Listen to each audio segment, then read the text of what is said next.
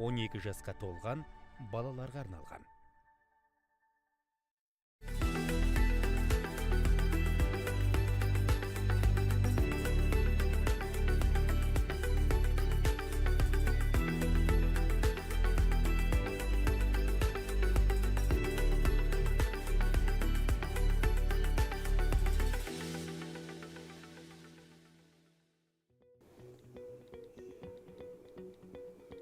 Тапсырыс бердім, енді күту қажет.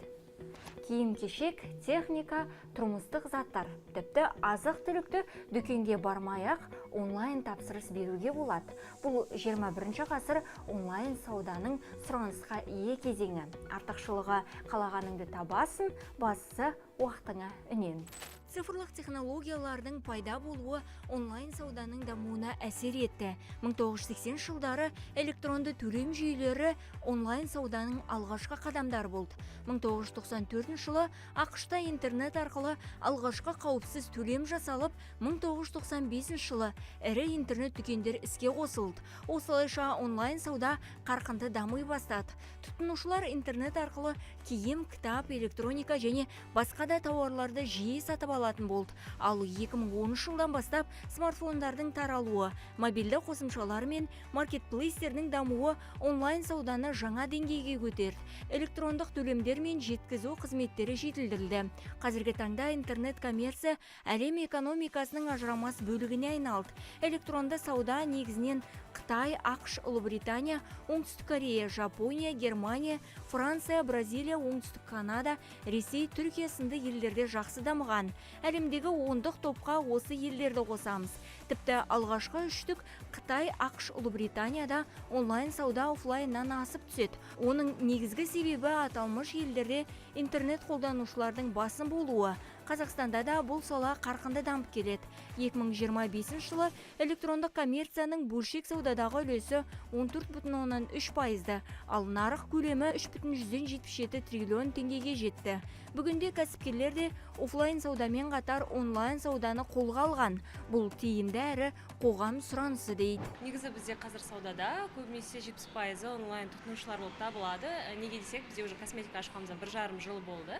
Қыз балалар негізі үйден шықпай, көбінесе енді аналар, жас аналар боянғысы келеді, әдемі болғысы келеді. Сол үшін бізге жазған кезде біз арнайы барлық мысалға тонналка алғанның өзінде барлығын цветін жазып, қолымызға жағып көрсететін боламыз. Сол үшін бізде көбінесе онлайн товарларда обмен, немесе қайта басқа бір заттарға ауыстыру деген болмайды. Но менің тағы да қасымда құрбылардан еститіні киім жағынан көбінесе сондай ауыстыру жағынан қиыншылықтар бар. Өйткені кейбіреулеріне белі келмей қалады деген сияқты онлайн сатудың өзінің тоже плюс-минустары өте көп.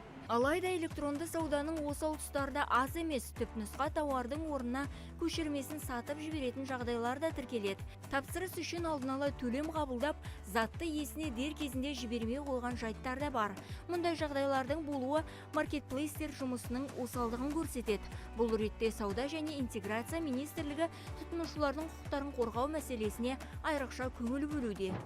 Шет елдердің заңнамалық базасына талдау жасадық. Халықаралық тәжірибе көрсеткендей, кешенді тәсілдер қолданылуда. Бұл тәсілдер коммерциялық ортаның қауіпсіздігін және ашықтығын қамтамасыз ету үшін платформалар мен тауарларға қатысты кешенді талаптарды енгізуді көздейді. Авторлық құқықты бұзу, сапасыз және қауіпті тауарды сату сияқты мәселелер бойынша салық заңнамасында қатаң талаптар енгізіліп жатқанын ерекше атап өткім келеді. Сонымен қатар тұтынушылардың құқықтарын және жеке деректерді қорғау мәселелеріне айрықша көңіл бөлінуде.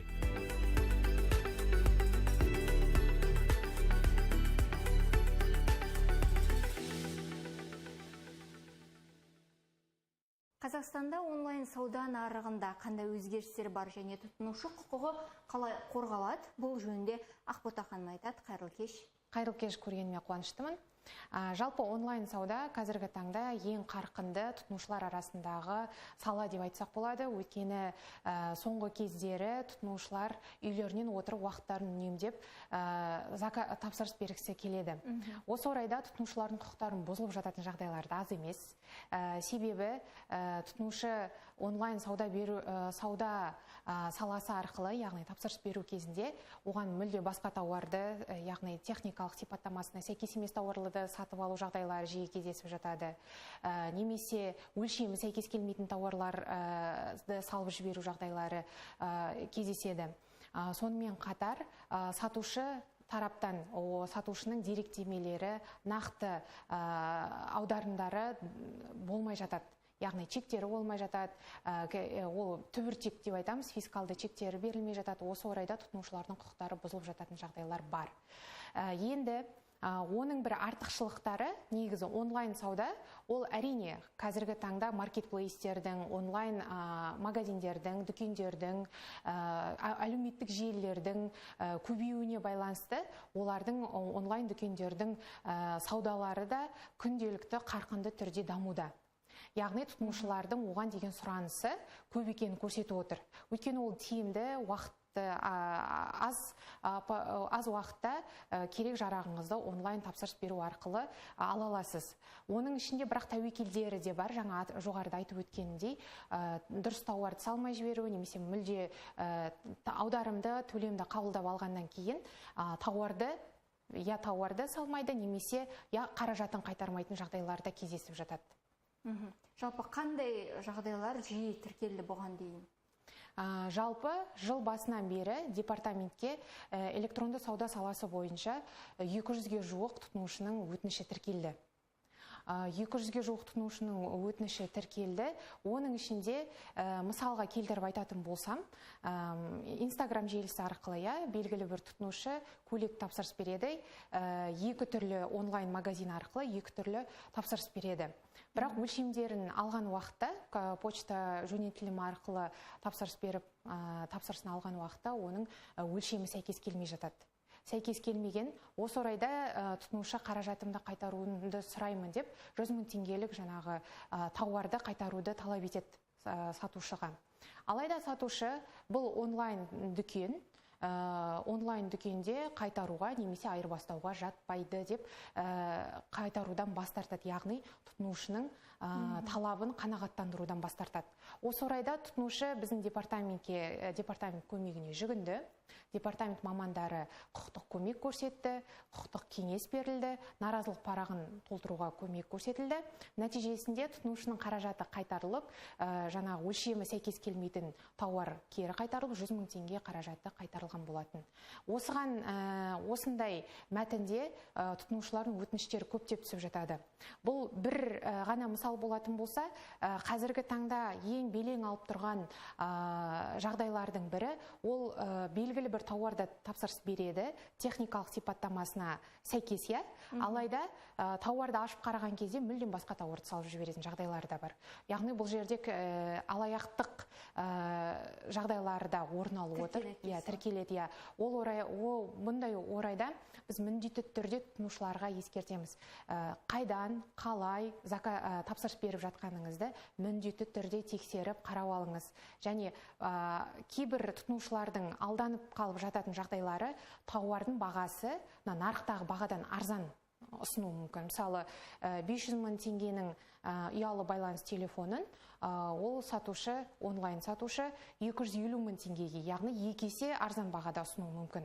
Осындай жағдайда арзан бағада аламын деп тауарды алданып қалып жататын жағдайлар бар. Тұтынушыларға ескертеміз, міндетті түрде алдын ала сіз қандай дүкеннен, яғни негізі ресми дүкендерден, онлайн дүкендерді зерттей отырып, нақты деректемелерін біле отырып, тапсырыс бергендеріңіз абзал. Осы тұста айтып өтіңізші, онлайн сауда жасаған уақытта жалпы тұтынушының қандай құқығы бар? Тұтынушы құқығы онлайн саудада міндетті түрде жоғарыда айтып өткенімдей, ең бірінші тауарды қандай дүкеннен қалай тапсырыс беріп жатқанына баса назар аудару керек. Бұл бір. Екіншіден түбіртек міндетті түрде болғаны абзал. Өйткені қазіргі таңда кейбір тұтынушылар, мысалы, сатушы телефон номерін ғана қалдыруы мүмкін. Телефон номеріне перевод, яғни аударым арқылы жасайды. Ол жерде фискальный чек болмауы мүмкін, фискалды чек берілмей қалатын жағдайлар бар. Фискалды чек дегеніміз онда БИН, БСН, яғни ЖСН, ИП-ның немесе жаңағы жеке кәсіпкердің барлық деректемелері тұруы керек ресми түрде. Сол уақытта тұтынушы кез келген жағдайда, яғни тауар дұрыс жеткізілмесе, уақытылы жеткізілмесе, немесе мүлде басқа тауар салып жіберсе, өлшемі сәйкес келмесе, техникалық талаптарға сәйкес, сипаттамасына, талаптарына сәйкес емес тауар салынған жағдайда, осы түбіртекті негізге ала отырып, сатып алу мен сату шартын растайтын түбіртекті негізге ала отырып, талабын қоя алады. Қаражатын қайтару жөнінде, немесе басқа тауарға өзінің қалаған тапсырыс берген тауарына айырбастауға талап ету құқығы бар. Кейде әлеуметтік желілерден қараймыз, немесе жаңағыдай өзіңіз айтқандай түрлі сайттар бар, интернет дүкендері, осындай уақытта жеңілдік деген нәрсе болады. Яғни жеңілдіктер жүреді, тұтынушы өзінің қалаған тауарын алады, бірақ ол жаңағыдай тауар көңілінен шықпаған жағдайда оны қайтару мүмкіндік бола ма? Өйткені кейбір дүкендерде жеңілдікте алынған тауар қайтарылмайды дейді. Бұл осындай бір шартты қою қаншалықты дұрыс? Бұндай талап сатушы тарапынан, яғни айырбастауға немесе қайтаруға жатпайды, онлайн дүкенде тауарлар қайтаруға жатпайды деген талабы заңға қайшы деп айтуға болады. Өйткені заңда жеңілдікпен немесе жеңілдіксіз тауар деп бөлінбеген. Яғни қандай тауар сатылды, қай бағада сатылды, сол бағада егер тұтынушы қолданылмаған жағдайда 14 күн ішінде қайтара алатын жағдайлар бар, заңнамаға сәйкес. Немесе жаңағы сапасыз тауар болған жағдайда оны қайтару құқығы бар тұтынушының. Бірақ жаңа сатушы айтқандай, яғни алдын ала ескертіп жататын жағдайлар бар, оны күнделікті өмірде біздер өзімізді де көріп жатамыз, жеңілдікпен сатылған тауар кері қайтаруға жатпайды деп. Бұл бірақ заңға қайшы екенін біз үнемі түсіндіріп отырамыз. Сатушылар арасында да заңда көрсетілмеген жеңілдікпен сатылған тауар кері қайтарылмайды деп. 30-шы бабында тұтынушылардың құқықтарын қорғау заңының көрсетілген қандай тауарлар кері қайтаруға жатпайды. Оның ішінде өсімдіктер мен жануарлар, медициналық препараттар, дәрі-дәрмектер, метражный товары, яғни метрлеп сатылатын тауарлар және іш киімдер кері қайтаруға жатпайды. Ал қалған тауарлар, осы аталған тауарлардан басқа, сонымен қатар айтып өтейін, ұялы байланыс телефондары да кері қайтаруға жатпайды. Осы орайда негізі асын сызып айту керек. Көп жаңа телефон бойынша мысал айттым ғой. Ұялы телефондарды мысалы арзан бағада онлайн дүкендер, кейбір онлайн дүкендер арзан бағада сатады. Ол заңда көрсетілген ұялы байланыс телефон 14 күн ішінде кері қайтаруға жатпайтын тауар тізіміне кіреді. Сол себептен тауарды алғаннан кейін онлайн мысалы сатушы бұл тауар емес, менің көңілімнен шықпай тұр бұл тауар деп, именно осы ұялы байланыс телефонын қайтарғысы келгенде, осы заңнамаға сәйкес кері қайтаруға жатпайды деп айтып жатады сатушылар.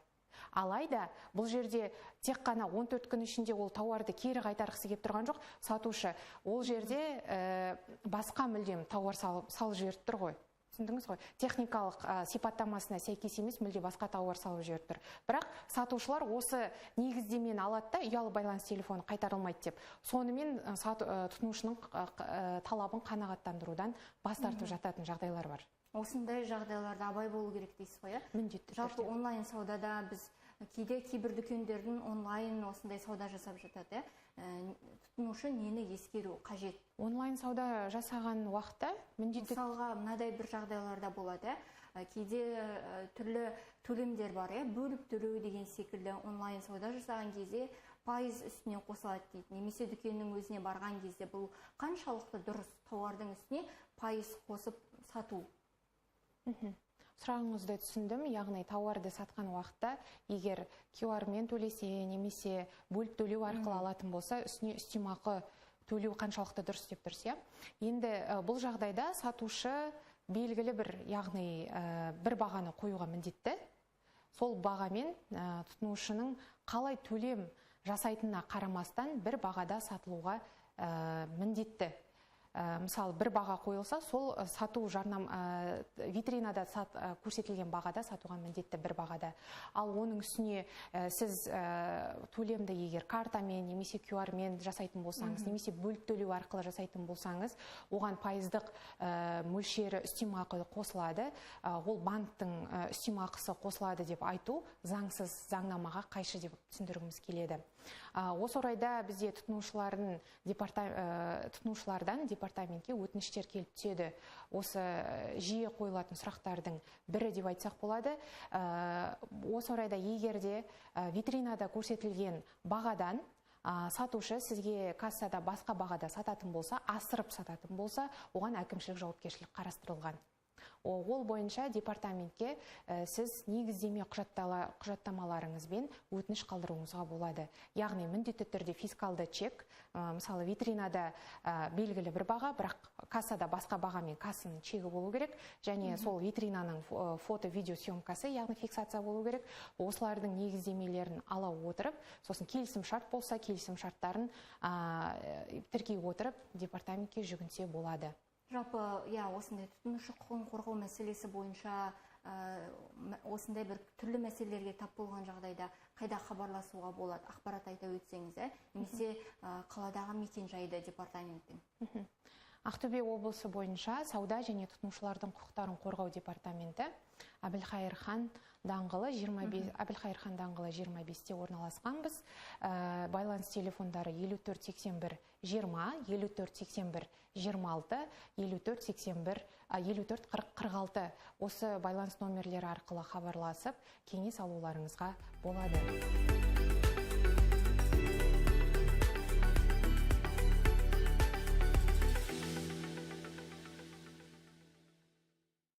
Бағамен уақытты үнемдейміз деп онлайн сауда жасаймыз, бірақ алаяқтарға тап болатын жандар да бар. Онлайн саудада алаяқтардан қалай сақтанамыз? Бұл жөнінде Бақдәулет мырза айтып береді. Қайырлы кеш. Жалпы онлайн сауда саласында жиі кездесетін құқық бұзушылықтарды айта өтіңізші. Онлайн саласында қазіргі таңда құқық бұзушылықтың түрлері өте көп.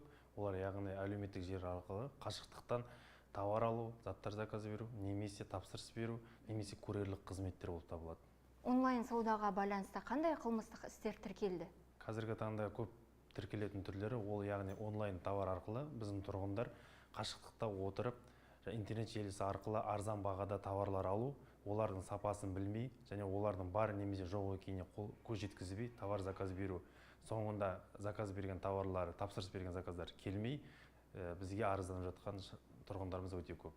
Жалпы интернет алаяқтықта олар онлайн сауда немесе басқа да деп бөлінбейді. Олардың барлығы интернет алаяқтық болып саналады. Бірақ қазіргі таңда көбінесе тіркеліп жатқан нәрсе ол қашықтықтан, яғни оплата жасау, төлем жасау, QR код жіберу, немесе қашықтықтан төлем қабылдау арқылы фактілер бізде өте көп кездесуде. Алаяқтықтан сақтану үшін нені ескеру қажет? Біріншіден, товар алатын заттың өзінің белгілі бір жазылған мазмұнын тексеру керек, немесе сол магазиннің, яғни дүкендердің, ИП-лардың, тауарлардың бар екеніне көз жеткізу керек. Олармен видео байланыс шыққанның өзінде де жақын таныстар арқылы сенімді магазиндерден, дүкендерден, сауда орталықтарын алған дұрыс деп айтамыз. Онлайн саудада алаяқтық фактілері тіркелген жағдайда қайда және қалай жүгіну керек? Егер де бұндай жағдай анықталған жағдайда, азаматтарымыз дереу банк қызметкерлеріне хабарласып, өздерінің жасаған төлемдерін уақытылы тоқтату қажет. Екіншіден, өзінің тұрғылықты жеріндегі немесе 102 нөміріне хабарласу қажет. Болмаса, басқа да мүмкіндік болмаған жағдайда ұялы телефон арқылы, өтініш бағдарламасы арқылы арыз жазуға болады. Біз ол кісілермен міндетті түрде хабарласып, сол кеткен ақшаның тоқтатуға тырысамыз.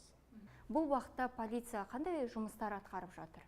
Қазіргі таңда полиция қызметкерлері арасында көп профилактикалық жұмыстар жүргізілуде. Олар ойын-сауық орталықтарында, біздің азаматтарымыз, тұрғындарымыз, Ақтөбе қаласының қонақтары көп жиналатын орындар, яғни орталық базарларда, сауда-саттық орындарда, ойын-сауық орталықтарында көптеген аудио-видео записі жүргізілуде. Қаламызда көптеген LED экрандарда осы интернеттік алаяқтықтың түрлері туралы, басқа да мән-жайлар туралы түсініктеме жұмыстары кеңінен таратылуда, жүргізілуде. Біз тараптан мониторинг жүргізіледі, бірақ та ол магазиндер, дүкендер интернет желісі арқылы, Telegram немесе WhatsApp желісі арқылы олар күнделікті өздерінің аттарын өзгертеді, немесе өздеріне кіреберіс, логин парольдарын, немесе басқа да переводтар, ақша аударым адамдарын өзгертіп отырады. Сол себепті оның алдын алу шаралары бізде жүргізіліп жатыр. Алаяқтар олар қашықтықта отырғасын белгілі бір жас таңдамайды, себебі бұл алаяқтық фактісі тұлғалармен кездесу арқылы емес, яғни ғаламтор арқылы қашықтықтан басқарылғандықтан олар белгілі бір жас шамасын немесе жыныс талғамайды. Сол себепті кез келген азамат кіші жастан үлкен егде адамға дейін осы алаяқтың құрбанына болып табылуы мүмкін. Азаматтарға қандай кеңес бересіз?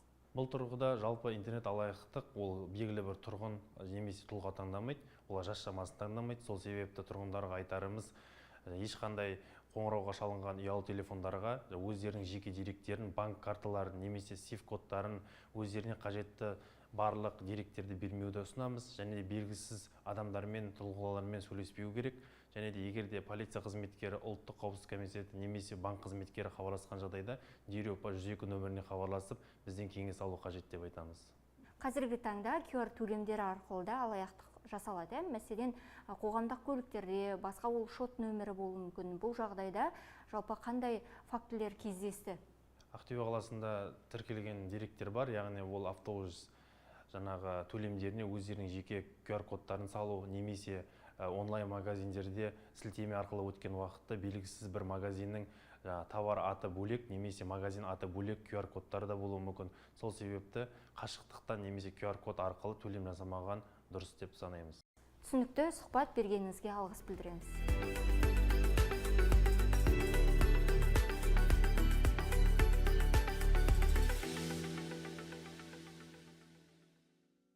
Қазір интернет дүкенді дамыту нарықтағы басты қажеттілікке айналды.